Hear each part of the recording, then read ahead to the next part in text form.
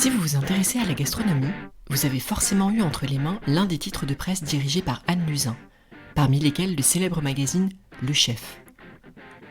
Après avoir exercé des fonctions de juriste, Anne a rejoint il y a quelques années le groupe de presse fondé par son père dans les années 80. Rapidement, l'influence d'Anne se fait sentir. On lui doit notamment la création d'un des prix les plus influents de la profession, le classement des 100 meilleurs chefs. Mais aussi plus récemment, l'acquisition de Turiès Magazine, qui a fait son entrée dans la galaxie RHF en décembre et qui marque l'ouverture du groupe à la presse grand public. Avec Anne, nous allons découvrir les coulisses du magazine préféré des chefs, mais aussi en savoir plus sur la manière de trouver sa place dans une entreprise familiale. Vous êtes prêts à passer à table ?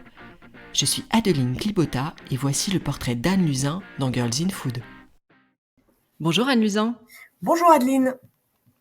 Est-ce que vous pouvez vous présenter en 2 mots ? Alors, je suis Anne Luzin, je vais donc avoir 37 ans. J'ai rejoint l'entreprise familiale il y a 8 ans et auparavant, j'ai travaillé pendant 6 ans en tant que juriste. Je suis maman de 2 enfants petits et je suis en ce moment confinée. Alors, petit retour en arrière, quelle était la place de la cuisine dans votre famille quand vous étiez enfant ? Alors, elle était assez classique. J'ai pas eu de grand-mère ou de mère incroyablement portée sur les fourneaux. En revanche, de fait, j'avais un père incroyablement porté sur le fourneau des chefs. Donc, c'est quelque chose dont on a toujours entendu parler. Alors, je parle de gastronomie plutôt. Mais voilà, je suis pas dans une famille de cuisiniers ou de cuisinières. En revanche, j'ai baigné dans cet univers. Voilà, c'est vrai que mon père a créé dans les années 80. Moi, je suis née en 83, donc il avait déjà créé le titre. Donc, c'est vraiment un univers dans lequel j'ai baigné, mais plus du côté professionnel de mon père que familial. Est-ce qu'on peut quand même parler d'un plat du dimanche particulier chez vous ? Ah oui, parce que alors nous, on a toujours été à la campagne tous les week-ends. C'était un petit peu le sacro-saint moment de famille. Et mon père travaillait beaucoup, on le voyait pas forcément beaucoup la semaine, mais on avait tous les week-ends en famille. Et donc il y avait effectivement des petits rituels. Il y avait beaucoup comme euh, comme dans beaucoup de familles, le poulet du dimanche, le dimanche soir avant de repartir à Paris. Il y avait souvent un espèce de frichti que j'ai jamais vraiment compris comment c'était fait. Je voyais qu'on mettait plein de choses dans la poêle, des tomates, des œufs. Enfin voilà, c'était un peu on va dire le gloubi-bolga de mon père, mais qui était très bon et qu'on mangeait toujours avant de repartir de la campagne le dimanche soir. Enfin voilà, c'est plutôt des moments familiaux à la campagne où on avait des petits rituels comme ça. Et est-ce qu'il y avait un métier qui vous faisait rêver quand vous étiez petite ?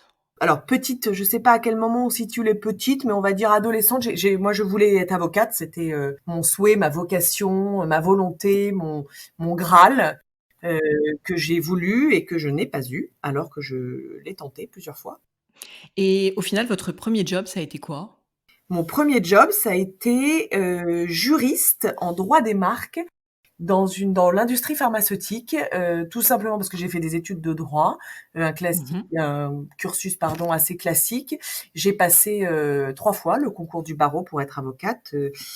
Comme tout juriste qui se respecte, on sait qu'on a le droit à ne le passer que 3 fois et je l'ai tenté 3 fois et je ne l'ai pas eu. À très peu, j'ai essayé de me valoriser un peu, à très peu la deuxième année. La première, je pense que j'étais très jeune parce que j'avais un petit peu d'avance. Et la troisième, je pense que j'en avais tellement marre que je me suis pas donné les moyens. Donc voilà, je n'ai pas été avocate, mais j'ai été juriste pendant, oui, je vous disais, 6 ans.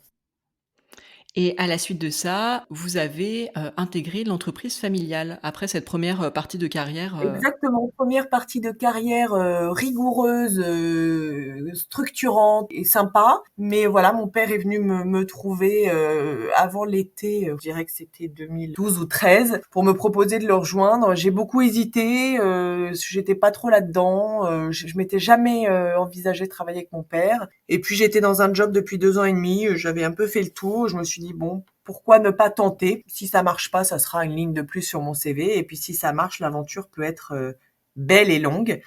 Donc voilà, je l'ai rejoint en septembre ou octobre, après l'été.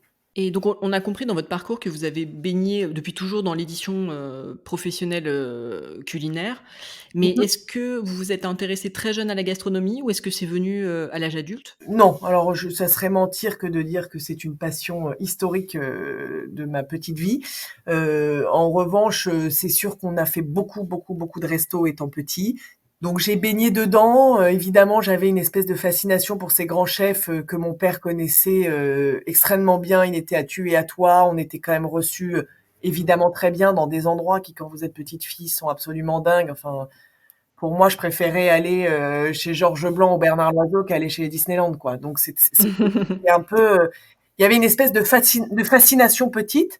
Après, ça restait le métier de mon père, donc quand on est petite fille, on s'identifie pas forcément au métier de son père. Et puis le métier de mon père était d'être éditeur, donc essayer de comprendre quand on est petit le lien entre éditeur et un grand chef un peu star, c'était pas forcément évident.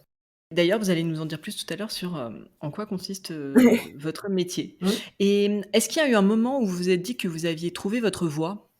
Peut-être qu'après, au début avec mon père, ça n'a pas été simple parce que quand je suis rentrée dans la société, j'ai d'abord vendu les pages de publicité, ce qui est clairement le nerf de la guerre de notre business, hein, parce qu'il faut bien, comme toute société, gagner sa vie et ce qui nous fait gagner notre vie, c'est une grosse partie la publicité et une moindre partie les abonnements. Et donc je me suis mis à faire entre guillemets la commerciale. Après avoir été juriste, on peut aisément comprendre que entre juriste et commercial, il y a un monde. J'étais pas forcément à l'aise au démarrage, et puis après, c'est vrai que assez rapidement, l'univers m'a plu. Je vous dirais pas que le côté commercial m'a fortement plu, mais je sais que l'univers m'a plu parce que ce sont des gens acharnés de travail, passionnants, passionnés, rigoureux, dans le partage, dans les bonnes choses, dans les belles choses.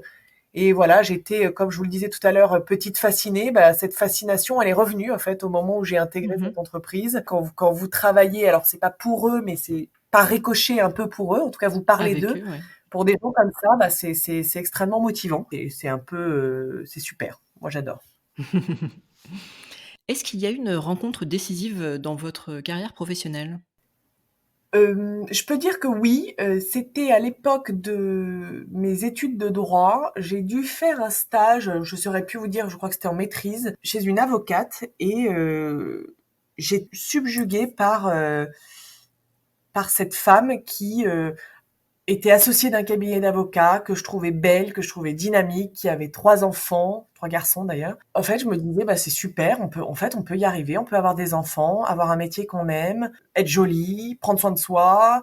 En fait, elle remplissait un certain nombre de critères où je devais avoir, c'est mon 1er stage, j'avais peut-être 19 ou 20 ans, et je sais pas si c'est elle en tant que telle, mais en tout cas ce qu'elle représentait et sa carrière et sa vie, je me disais: «C'est chouette».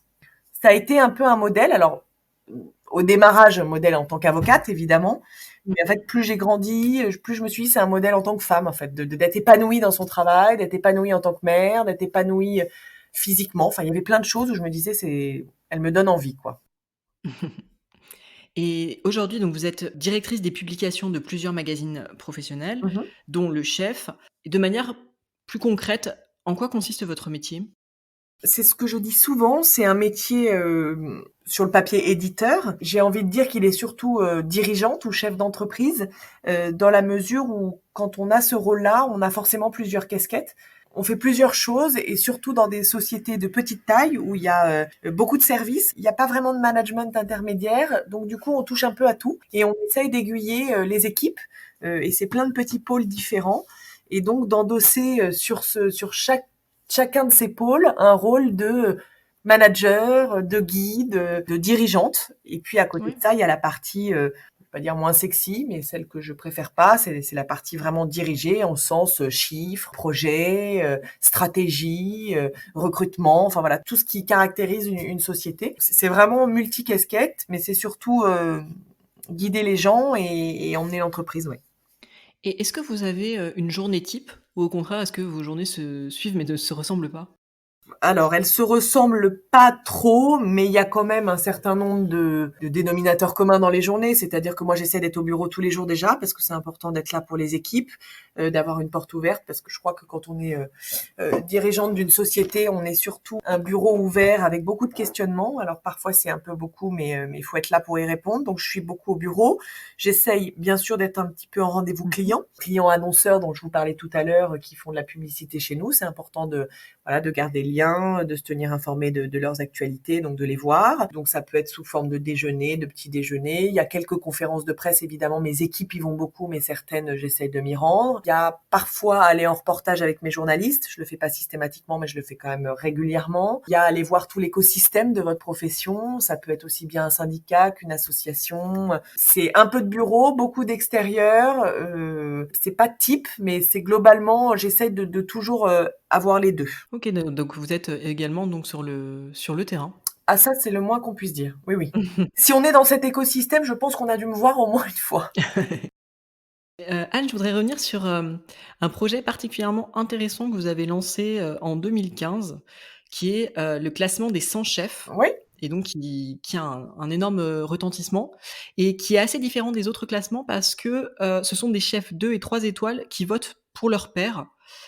Donc ça, je trouve que c'est intéressant de le mentionner. C'est parti d'un postulat assez simple, c'est que quand mon père a créé la revue en 86, très rapidement, il a monté un titre qui s'appelle le chef de l'année, qui est un titre franco-français et qui est une élection de la profession. Alors, je peux pas vous dire exactement comment ça se passait dans les années 86, 7, 8, 9, 10, mais globalement, l'idée, c'était d'interroger les référencés Michelin et de leur demander qui était le chef qui avait le mieux représenté la profession au cours de l'année passée. Et ce prix, dont le titre s'appelle chef de l'année, a donc 34 ans et est très reconnu parce que tu es élu par tes pairs. Donc, globalement, Ouais. on envoie un bulletin de vote aux 6000 référencés Michelin, ce qui est énorme. Mmh. Et donc, cette titre pour les chefs qui le reçoivent, voilà, c'est vraiment une reconnaissance du métier et ça a pour eux un poids et un impact très important, à ce point que derrière ont été montés le titre pâtissier de l'année, sommelier de l'année et il y a 5 ou 6 ans, le prix du service. Et c'est vraiment, nous, notre marque de fabrique sur le prix, c'est d'interroger la profession parce qu'on trouve que probablement personne peut être allé dans tous les restaurants du monde ou connaître tous les chefs du monde. En revanche, quand vous exercez le même métier, vous êtes plus à même de se juger les uns par rapport aux autres. Donc l'idée, c'est de donner la parole à la profession. Et c'est vrai qu'il y a quelques années, donc 2015, donc ça va faire 5 ans, on s'est dit, mais pourquoi on ferait pas ça à l'international? Parce qu'il y a énormément de classements aujourd'hui. Pourquoi on prendrait pas cette marque de fabrique française pour la faire un petit peu plus rayonner de façon internationale? Et on a gardé le même principe, alors si ce n'est qu'on va pas prendre tous les guides Michelin de la plus de trentaine de pays, parce que là, on se lance dans un mastodonte, et je pense qu'on n'a pas les épaules. Et on a considéré que le plus représentatif au niveau mondial d'une gastronomie, c'était effectivement les 2 et 3 étoiles du monde, ce qui représente plus ou moins 550 chefs, Oui, quand même. à qui effectivement on pose la question du chef qui a le mieux représenté la profession et du restaurant dans lequel il faut être allé durant l'année écoulée. Et de ces réponses-là, on a le ranking qui s'appelle les 100 chefs.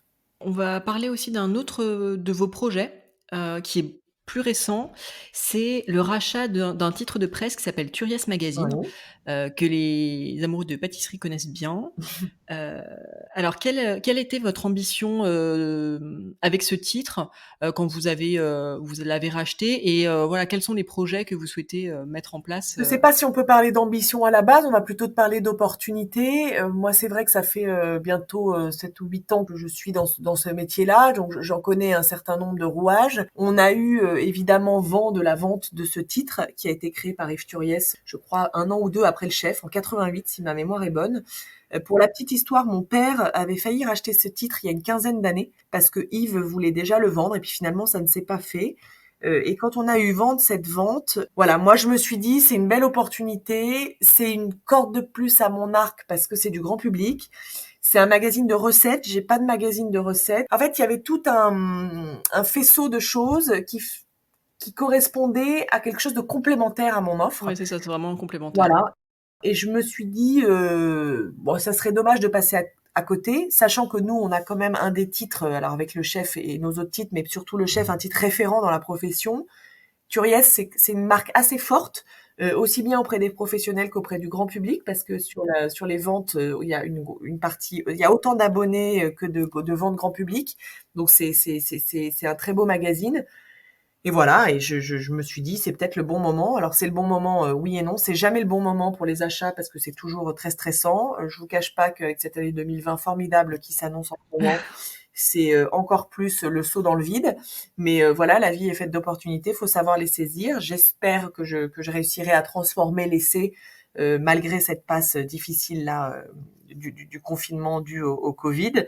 Mais voilà, je suis ravie d'avoir un titre en tout cas que je trouve très beau, historique, complémentaire. On parle beaucoup des chefs, mais on en parle dans leur parcours. Et on n'avait pas, si vous voulez, le côté pratique de ces chefs ou le côté mise en œuvre. On avait vraiment que l'histoire des hommes. Et là, enfin, on a ce côté recette. C'est chouette de pouvoir avoir tout. Et voilà, ça m'offre un champ des possibles plus large.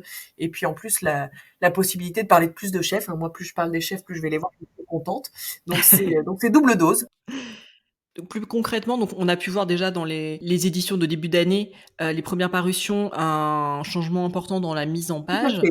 Est-ce qu'il y a d'autres, Après, c'était un titre assez historique et je pense que les gens étaient attachés à ce magazine. Donc, on a voulu en changer la forme parce que rachat, parce que changement, parce que rajeunissement, parce que c'était nécessaire. Donc, on a effectivement donné un gros coup de pied sur la maquette. En revanche, sur le fond, on n'a pas voulu changer les repères des lecteurs. Alors après, je vais pas rentrer dans le détail, mais on a effectivement changé quelques noms de rubriques. On a rajouté un côté livre qu'il n'y avait plus. On a rajouté nos adresses qui n'existaient pas. On a un petit peu aménagé, mais globalement, les gros repères que sont l'album du chef, l'album du pâtissier, le carnet de recettes, ces choses-là, on les a pas changées parce que je pense que c'était des choses qui plaisaient beaucoup aux lecteurs. Voilà. Après, à nous de rendre les interviews peut-être plus dynamiques. Même si encore une fois le travail qui était fait avant était bon, mais voilà, d'essayer d'améliorer un petit peu le côté visuel avec la oui, photo. En une, on a décidé de garder un plat en une, mais d'ajouter un peu des informations parce qu'il y avait aucune information sur la couve.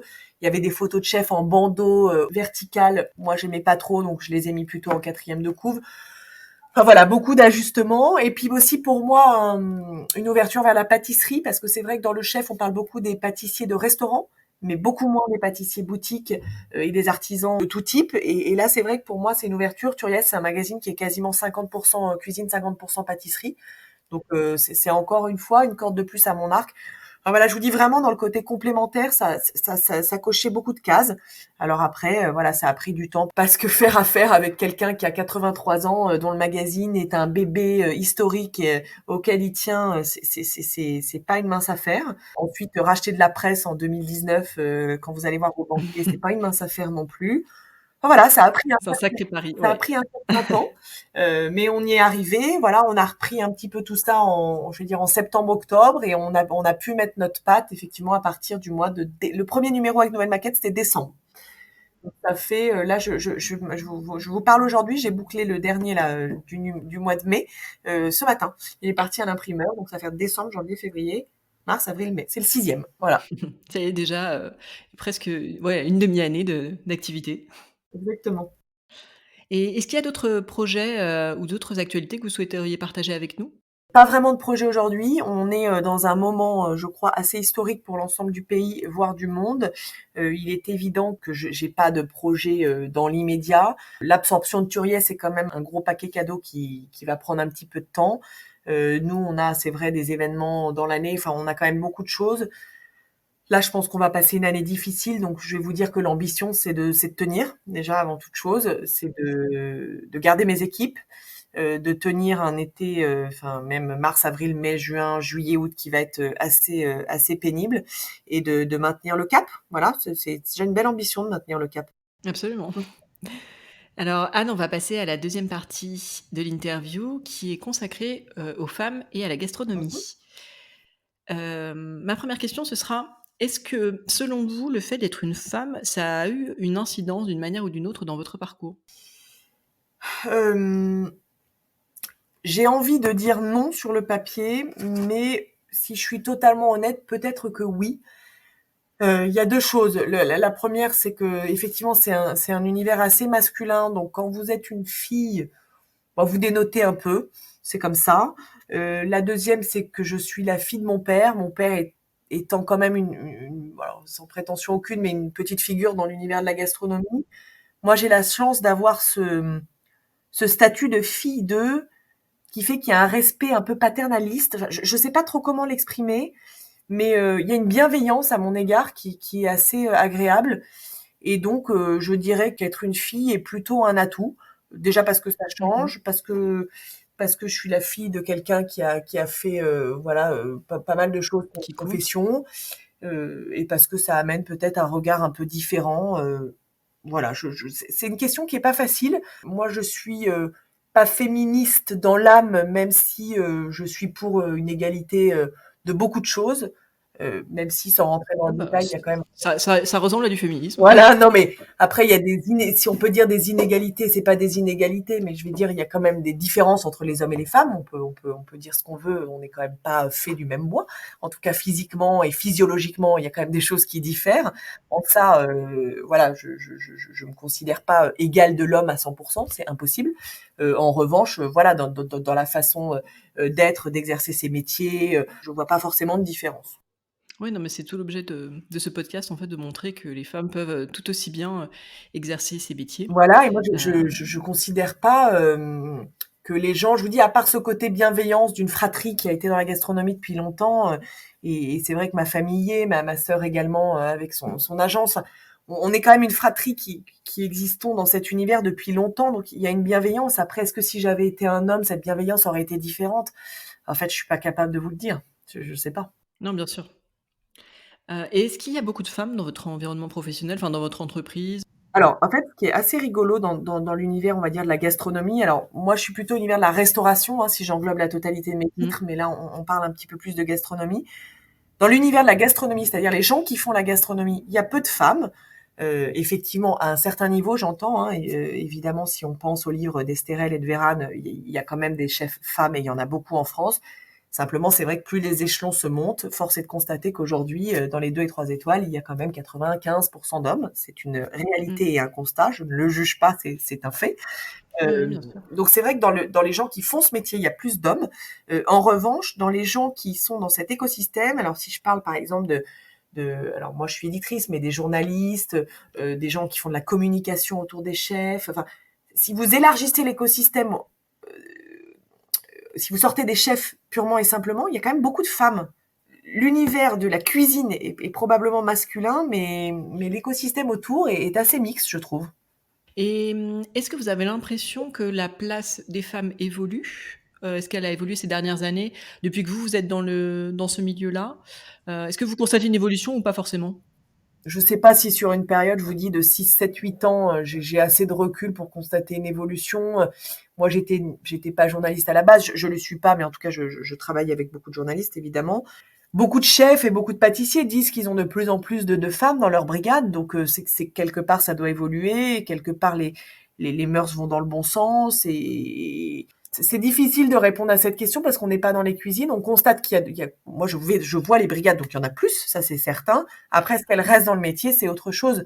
C'est vrai que, encore une fois, tout à l'heure je parlais de différence entre les hommes et les femmes. Quand même majoritairement, la femme donne naissance à des enfants, qu'il faut un petit peu s'en occuper. Évidemment, il y a un papa aussi, mais voilà, in fine, c'est vrai que bah, c'est vous qui êtes enceinte, c'est vous qui donnez la vie, c'est vous qui êtes fatigué après Mmh. l'accouchement, et donc c'est des périodes de vie compliquées. Alors vous voyez, formidable, hein, Stéphanie Lequelec, 3 enfants, vous voyez où elle est aujourd'hui, mais elle le dit elle-même, Mmh. c'est quand même une vie de sacrifice, tu vois peu tes enfants. Enfin, il faut être conscient que voilà, c'est pas simple, et pour une femme, je dis pas que c'est plus difficile, mais en tout cas, ça demande une adaptabilité forte, c'est certain. Mmh.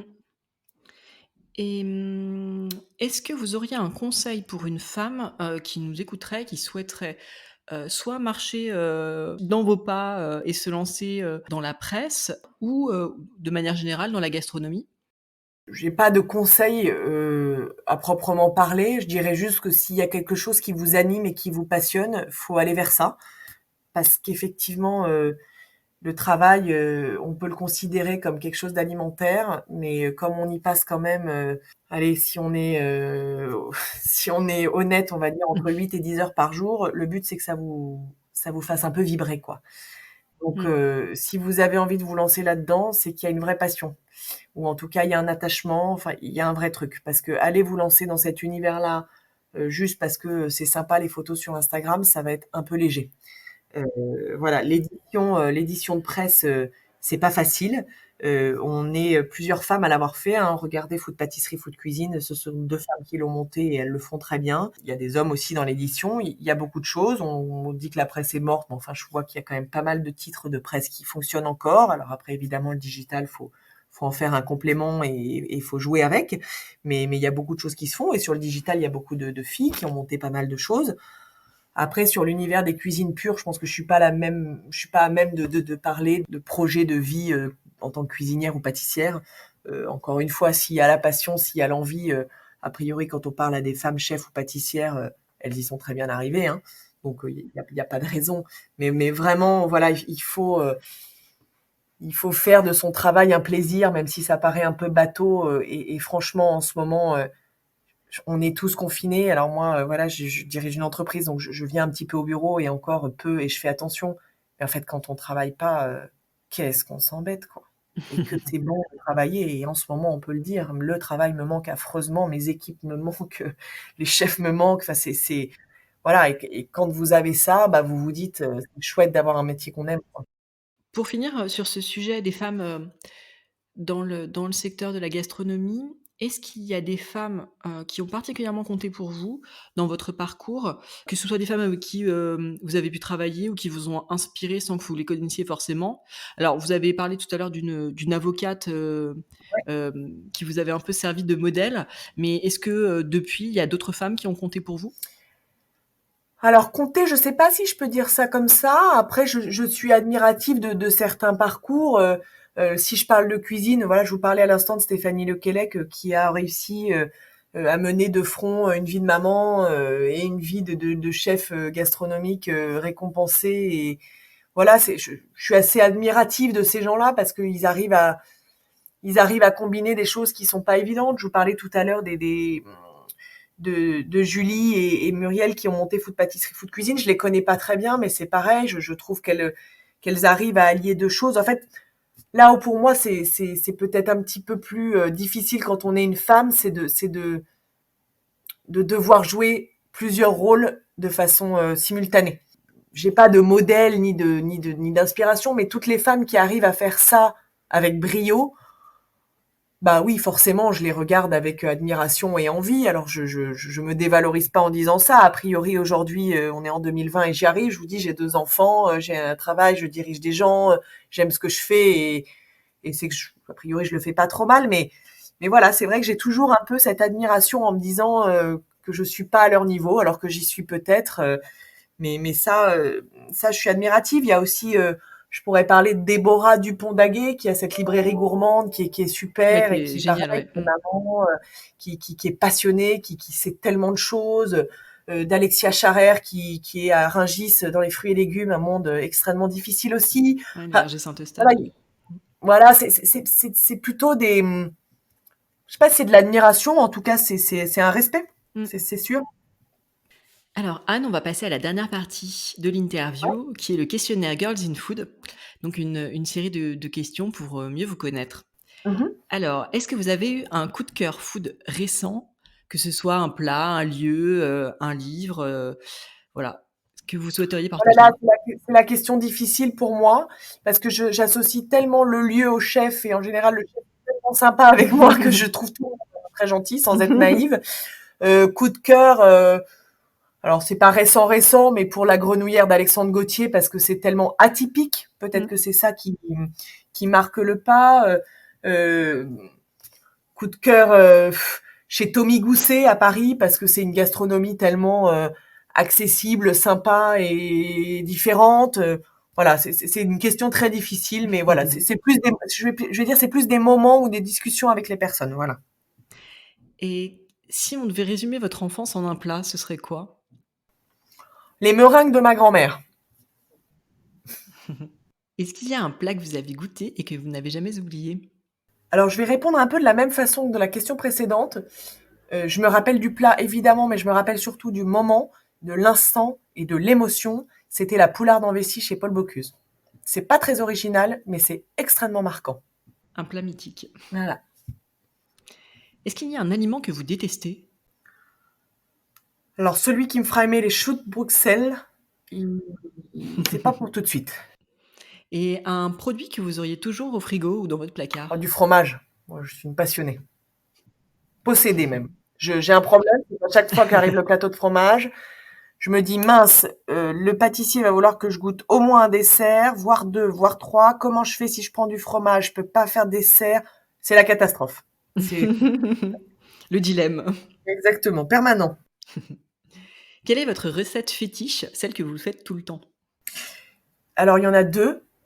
Là, on parle à titre personnel de plats que je fais chez moi. En hiver, c'est les soupes, parce que franchement, les légumes, c'est bon et que c'est hyper facile. On fait cuire ça, on mixe, c'est fini. Et en été, globalement, c'est les salades. Parce que j'aime bien quand il y a plein de trucs dedans, que c'est coloré, que ça craque. Donc, je mets toujours un petit raisin, ou une petite cacahuète, ou un petit pignon de pain avec de l'avocat. Enfin, voilà, je mets plein de trucs. Soupe, salade. Et quand vous cuisinez, est-ce que vous écoutez quelque chose, de la musique, la radio, peut-être des podcasts ? Pas du tout. Je suis désolée, j'écoute pas de podcast. Et non, en général, j'essaie de... Ou est-ce que vous discutez avec vos invités peut-être ? Alors, j'essaie quand même de cuisiner avant qu'ils arrivent. Et en général, je fais ça rapidement parce que entre les enfants et le repas à faire, j'essaie d'être efficace. Donc, je suis concentrée, donc je ne fais rien d'autre. Le resto, alors ça va être difficile pour vous, hein. Le resto de votre vie.